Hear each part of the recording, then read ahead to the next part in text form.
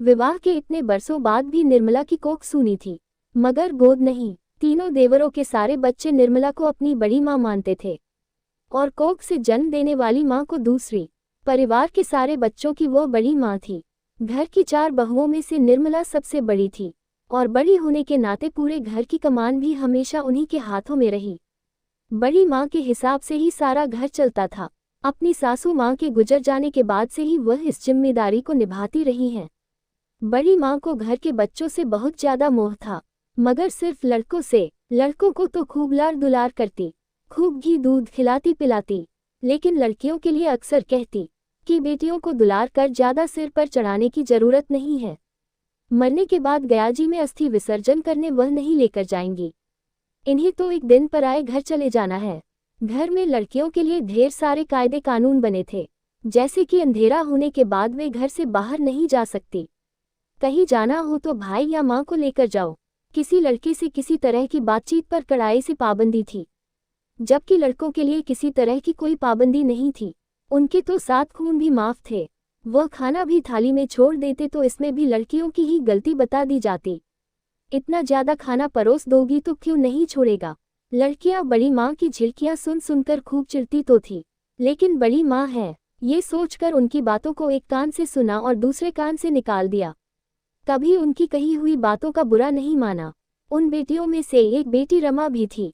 रमा परिवार की सबसे छोटी बेटी थी। धीरे धीरे परिवार बड़ा होता गया, घर में जगह कम पड़ने लगी, तो बेटों ने तो आसपास अपने रहने के लिए अलग अलग ठिकाने खोज लिए, लेकिन बाकी सब इसी घर में बड़ी माँ के साथ रहे। नए जमाने की बयार में घर परिवार की लड़कियां स्कूल जाने लगी। दुनियादारी की समझ बड़ी तो बड़ी माँ के विचारों से जब तब बच्चों का टकराव भी हो जाता था।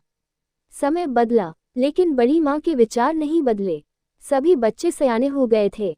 हाँ, बड़ी माँ में बदलाव आया था, तो सिर्फ इतना कि सयाने बच्चों के आगे परिवार के बड़े बेटा बेटियों का विवाह होते होते बड़ी माँ 65 वर्ष की हो गई थी। बेटे बहुओं को देखकर बड़ी माँ की खुशी का ठिकाना ना था। उन्हें खूब ढेर सारा आशीष देती और अपना कलेजा ठंडा करती। परिवार की सबसे छोटी बेटी रमा का भी रिश्ता कर दिया था। रमा की शादी का दिन था। सुबह से ही घर में शादी की तैयारियां चल रही थी। बड़ी माँ घर की नई बहुओं से शादी की रस्में बता कर संपन्न करवा रही थी। शाम ढलने पर बारात लड़की वालों के द्वार पर पहुंची, तो वधू पक्ष ने बारातियों का शानो शौकत के साथ भव्य स्वागत किया। दूल्हे को द्वार पूजा के लिए बुलाया गया। कार से उतरते हुए दूल्हे को देखने के लिए वधू पक्ष के लोग, लड़की की बहनें, भाभियां सभी द्वार पर नजरें गड़ाए हुए थी। घर की छत से रमा और उसकी सहेलियां भी दूल्हे को देखने को उत्सुक थी। दूल्हा कार से काफी देर में बाहर निकला। वह चाह कर भी चल नहीं पा रहा था। लड़के को 2-3 लोग पकड़कर द्वार पूजा करवा रहे थे। कन्या पक्ष के लोगों ने जब पकड़ने का कारण पूछा तो पकड़े हुए लोगों ने दूल्हे को छोड़ दिया। तभी नशे में धुत दूल्हा धड़ाम से नीचे गिर पड़ा। इसे देखकर कन्या पक्ष के लोगों में हड़कंप मच गया और मारपीट की नौबत आ गई। इस बीच किसी ने पुलिस को बुला लिया। लड़की वालों ने शादी से इनकार कर दिया और पुलिस की मौजूदगी में वर वधू पक्ष में सहमति बनने के बाद ये शादी रोक दी गई और बगैर विवाह के बारात वापस लौट गई।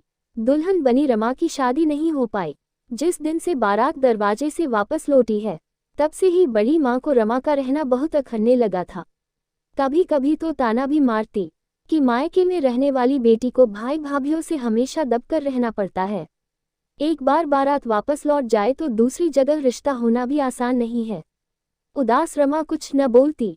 एक सुबह की बात है, बड़ी माँ पूजा पाठ करने के बाद गौ माता को रोटी खिला रही थी कि अचानक उनके शरीर के दाहिने हिस्से ने काम करना बंद कर दिया। आनन फानन में उन्हें लेकर अस्पताल पहुंचे। डॉक्टर ने बताया कि इनके आधे शरीर में लकवा मार गया है। इलाज लंबा चलेगा, इनकी सेवा करनी होगी, इन्हें घर में ही रखिए। 1 महीना हॉस्पिटल में इलाज करवाने के बाद घर के लोगों ने भी घर से ही इलाज करने में भलाई समझी। लकवे की वजह से बड़ी माँ पूरी तरह बिस्तर पकड़ चुकी थी। बीमारी की खबर मिलते ही बड़ी माँ की बहन, भाई भतीजे के अलावा दूर और नजदीक के तमाम रिश्तेदार उन्हें देखने के लिए आए, लेकिन सबने बस हाल चाल लिया और चलते बने। आग्रह करने पर भी बड़ी माँ के पास चंद दिनों के लिए रुकने को कोई राजी ना हुआ। घर की बहुओं ने भी अपने घर की परेशानियां गिनवाकर कन्नी काट ली। तब उनकी सेवा को आगे आए रमा बेटी। वही रमा बेटी जिसकी बारात वापस लौट जाने के कारण अब उनकी नज़रों में अवांछित रूप से वहां रह रही थी।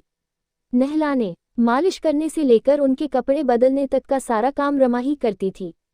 यहाँ तक कि रमा ने बड़ी माँ की सेवा में दिन रात एक कर दिया। आधी रात में भी बड़ी माँ की एक आवाज पर रमा उनके पास खड़ी मिलती। एक दिन जब रमा बड़ी माँ के सिर में तेल लगा रही थी तो उनकी आंखें भर आई।